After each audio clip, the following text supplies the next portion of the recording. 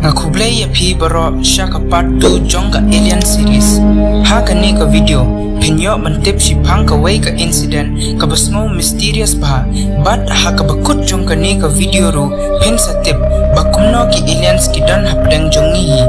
Ha ujulai kadei spa sa punyo bon ki briew ki laya dawa ba ki lai iya ki aliens ba ki wan haka Pyrthei ka jongi. Bat kila keno ya ke sorkar ru bakala persang ban bore ya ke ni ke jingjia nakmat ki patba kawei ke report kala yatho bakadei hok kaba ki briew ki ang ha kari Russia ke don kawei ke shnong ke bakerteng ke Roswell kinong shnong Jong ke ni ke shnong kila ya dawa bakilai i ya kawei ke UFO ba ke her hasun bleng ha ke to ke por ke media kampadayat bhare ke taru kani ka khubor kalakpor kum ka dingbet shabaro ka Pyrthei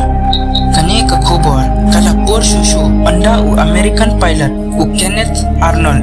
ula peteng kren bat kani ka khubor u Arnold ula dawa bauloi i ya kawei ka tiar ka baher stat pha bat kamdei re ka jetru ha ka to ka por lelei ki briew Pyrthei kin pada tip re shiphang ki UFO ha kawei ka snipat Roswell hi wei unong trailing kha ulai i ka ei ka hap ka link kha ka jong bat anda ulik poi hajan ban pet ulai i ya ka wei ka tiar ka ba he bha bat ru ka belong thik kum ka kot kudi the dep ka to ka jingjia baroh ki kot khubor kila tho ba ka military kan pet tho bat research phang ka ne ka tiar henrei ki military the dep shipor kila ong bangin research re ya ka ni ka jingjia ka sorkar ru kala ong ba ka to ka crash kadei tak kawei ka hot air balloon henrei ki briew ki dang ya perkhat babalai ka ni ka jingjia ka ja namar ka jingle jong ka sorkar ngatharai bon ki briew kila hap ngai ba ki aliens kila wan haka Pyrthei ka jongi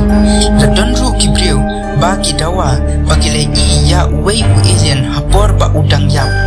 ya ka ni ka jingjia la dap da ki snam henrei ki briew hado menta ki dang yanget ba ki aliens ki don Ryngkat bat ngi